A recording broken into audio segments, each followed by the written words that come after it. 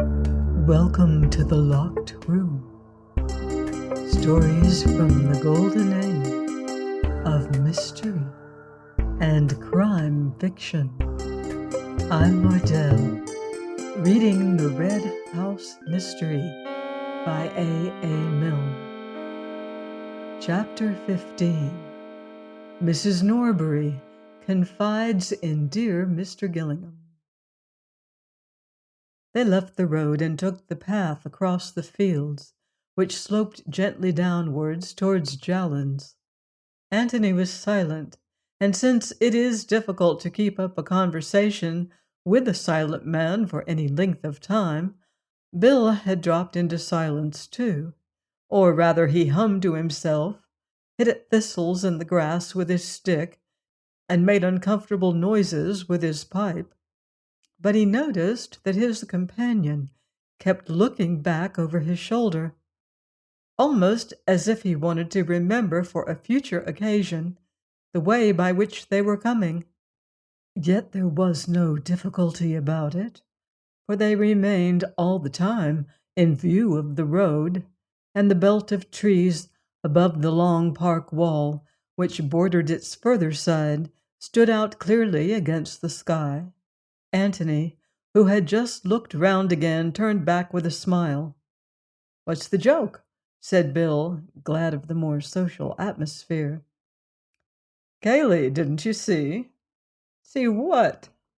"The car going past on the road there." "So that's what you were looking for. You've got jolly good eyes, my boy, if you recognize the car at this distance, after only seeing it twice." "Well, I have got jolly good eyes. I thought he was going to Stanton." "He hoped you'd think so, obviously." "Then where is he going?" "The library, probably, to consult our friend Usher." After making quite sure that his friends, Beverly and Gillingham, really were going to Jallands, as they said, Bill stopped suddenly in the middle of the path. "I say, do you think so?" Antony shrugged his shoulders. "I shouldn't be surprised. We must be devilishly inconvenient for him hanging about the house. Any moment he can get, when we're definitely somewhere else, must be very useful to him." "Useful for what?" "Well, useful for his nerves, if for nothing else. We know he's mixed up in this business. We know he's hiding a secret or two, even if he doesn't suspect that we're on his tracks. He must feel that at any moment we might stumble on something." Bill gave a grunt of assent, and they went slowly on again. "What about tonight?" he said after a lengthy blow at his pipe. "Try a piece of grass," said Antony, offering it to him. Bill pushed it through the mouthpiece, blew again, said, "That's better," and returned the pipe to his pocket. "How are we going to get out without Kaylee knowing?" "Well, that wants thinking over. It's going to be difficult. I wish we were sleeping at the inn. Is this Miss Norbury, by any chance?" Bill looked up quickly.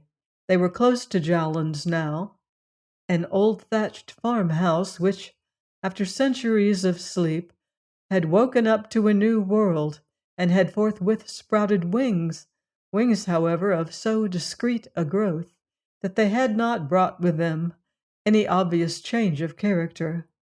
And Jallands, even with a bathroom, was still Jallands, to the outward view at any rate. Inside it was more clearly Mrs. Norbury's. "Yes, Angela Norbury," murmured Bill. "Not bad looking, is she?"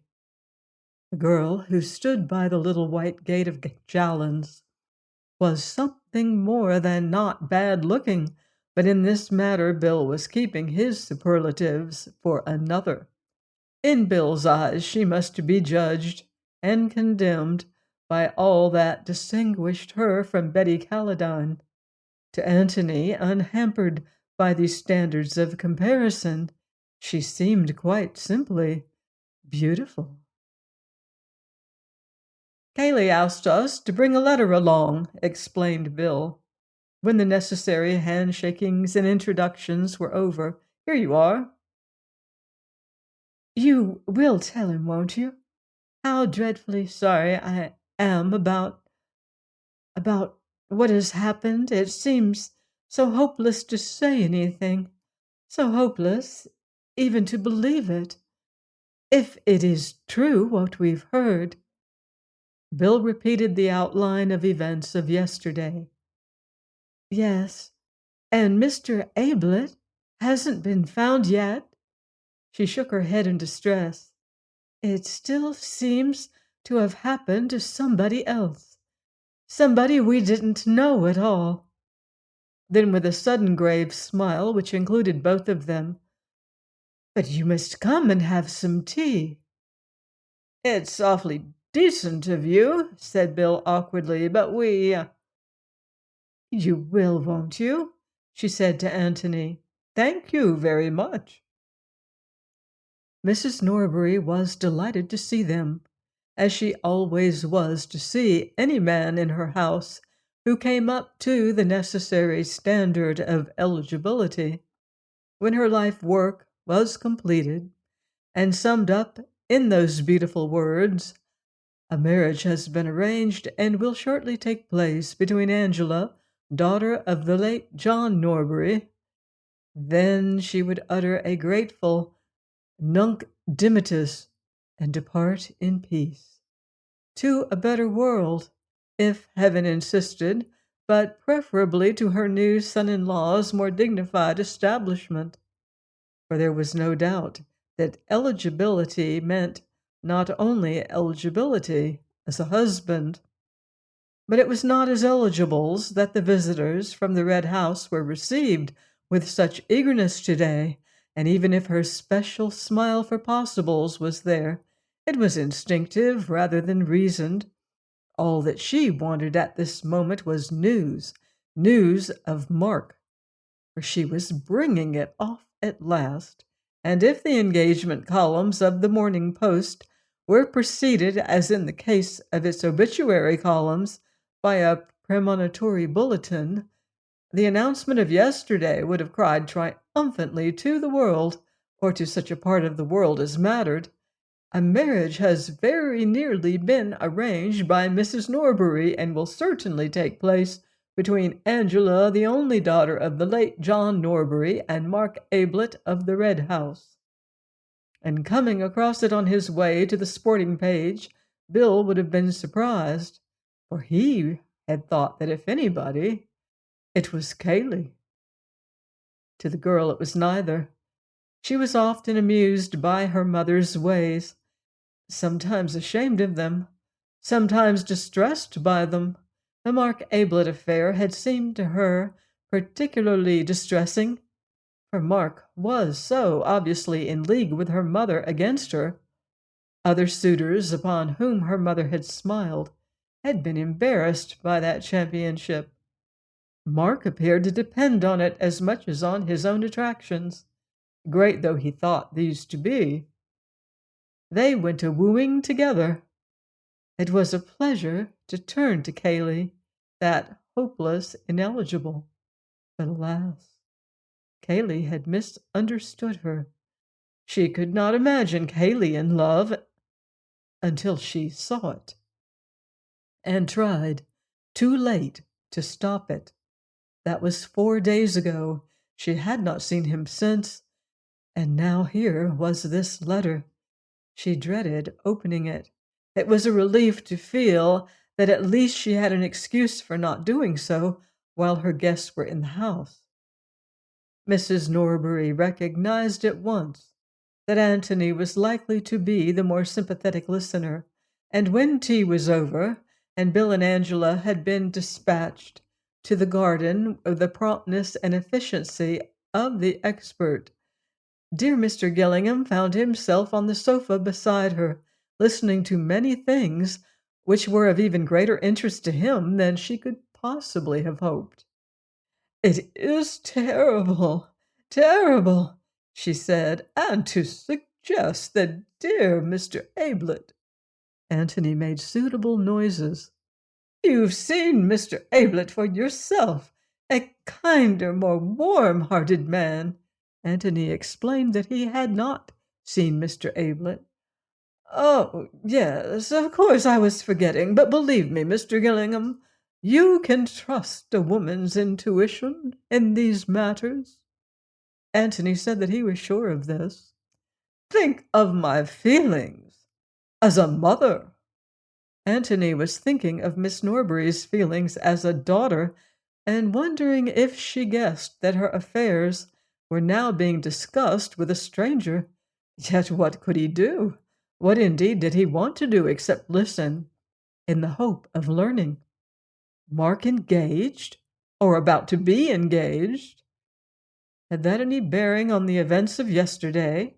What, for instance, would Mrs. Norbury have thought of Brother Robert, that family skeleton?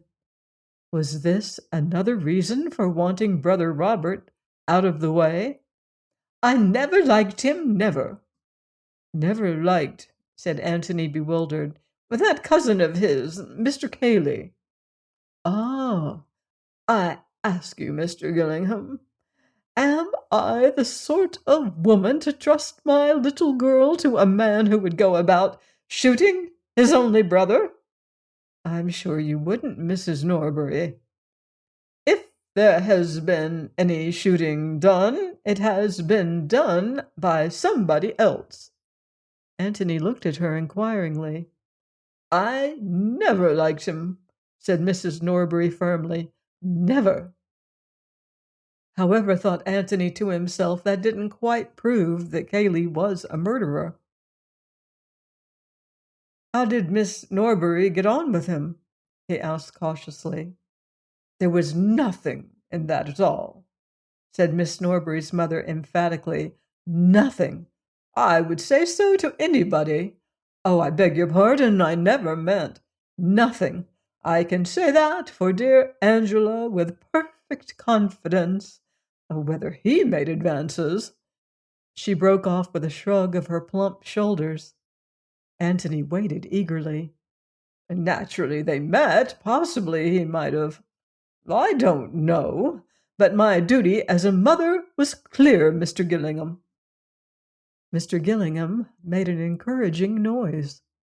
I told him quite frankly that, how shall I put it, that he was trespassing, tactfully, of course, but frankly. You mean, said Antony, trying to speak calmly, that you told him that, Mr. Ablett and your daughter? Mrs. Norbury nodded several times. Exactly, Mr. Gillingham. I had my duty as a mother. I am sure, Mrs. Norbury, that nothing would keep you from doing your duty, but it must have been disagreeable, particularly if you weren't quite sure. He was attracted, Mr. Gillingham, obviously attracted. Who would not be? Said Antony with a charming smile. It must have been something of a shock to him to... It was just that which made me so glad that I had spoken. I saw at once that I had not spoken a moment too soon.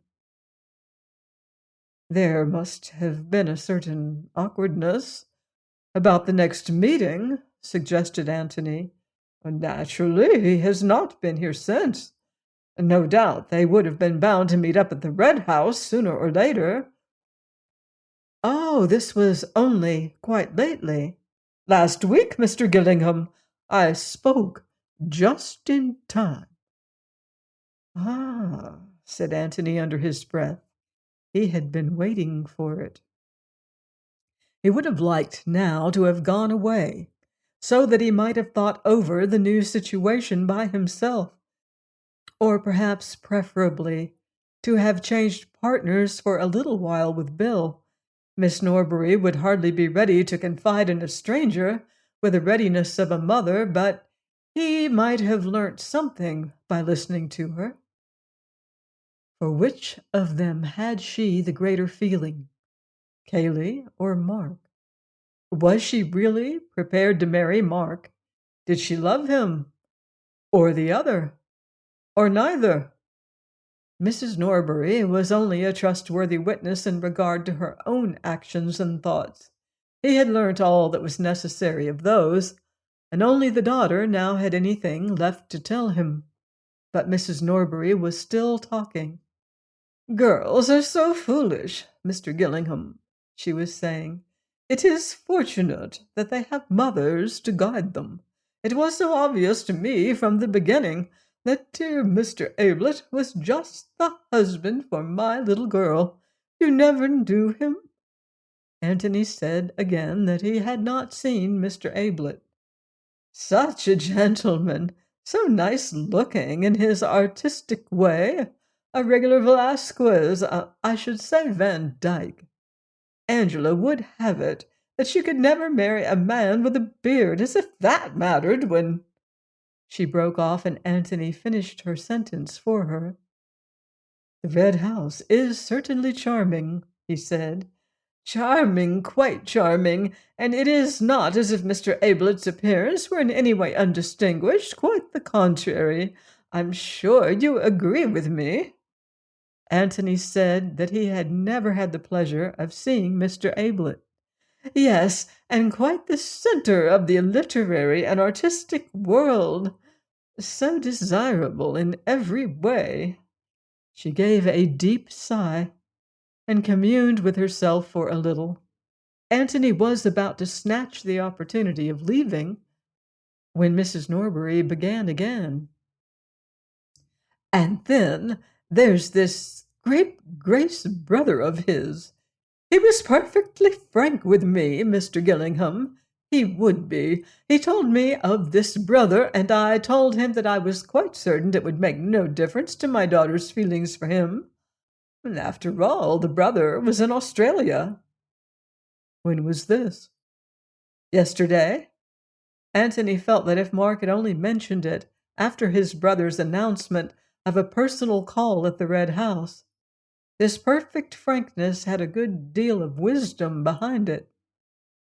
"It couldn't have been yesterday, Mr. Gillingham." "Yesterday?" She shuddered and shook her head. "I thought perhaps he had been down here in the morning." "Oh, no, there is such a thing, Mr. Gillingham, as being too devoted a lover. Not in the morning. No, we both agreed that dear Angela— Oh, no, no. No, the day before yesterday, when he happened to drop in about tea-time." It occurred to Antony that Mrs. Norbury had come a long way from her opening statement that Mark and Miss Norbury were practically engaged. She was now admitting that dear Angela was not to be rushed, that dear Angela had indeed no heart for the match at all. "The day before yesterday, as it happened, dear Angela was out. Not that it mattered, he was driving to Middleston. He hardly had time for a cup of tea, so that even if she had been in—" Antony nodded absently. This was something new. Why did Mark go to Middleston the day before yesterday? But after all, why shouldn't he? 100 reasons unconnected with the death of Robert might have taken him there. He got up to go. He wanted to be alone at least with Bill. Mrs. Norbury had given him many things to think over, but the great outstanding fact which had emerged was this, that Cayley had reason to hate Mark. Mrs. Norbury had given him that reason. To hate, well, to be jealous anyhow, but that was enough. "You see," he said to Bill as they walked back, "we know that Cayley is perjuring himself and risking himself over this business. And that must be for one of two reasons, either to save Mark or to endanger him. That is to say, he is either wholeheartedly for him or wholeheartedly against him. Well, now we know that he is against him, definitely against him." "But I say, you know," protested Bill, "one doesn't necessarily try to ruin one's rival in love." "Doesn't one?" said Antony, turning to him with a smile. Bill blushed. "Well, of course one never knows, but I mean—" You mightn't try to ruin him, Bill, but you wouldn't perjure yourself in order to get him out of trouble of his own making. Lord, no! So that of the two alternatives, the other is the more likely. They had come to the gate in the last field, which divided them from the road, and having gone through it, they turned round and leant against it, resting for a moment and looking down at the house which they had left. "Jolly little place, isn't it?" said Bill. "Very, but rather mysterious." "In what way?" "Well, where's the front door?" "The front door? Why, you've just come out of it." "But isn't there a drive or a road or anything?" Bill laughed.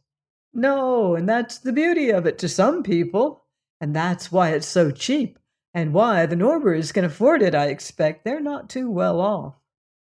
"But what about luggage and tradesmen and that sort of thing?" "Oh, there's a cart track, but motor cars can't come any nearer than the road." He turned round and pointed. "Up there. So the weekend millionaire people don't take it. At least they'd have to build a road and a garage and all the rest of it if they did." "I see," said Antony carelessly, and they turned round and continued their walk up to the road. But later on he remembered this casual conversation at the gate and saw the importance of it. Join me next time for more secrets and suspense in The Red House Mystery by A. Milne, here on The Locked Room. In the meantime, beware of footsteps in the dark.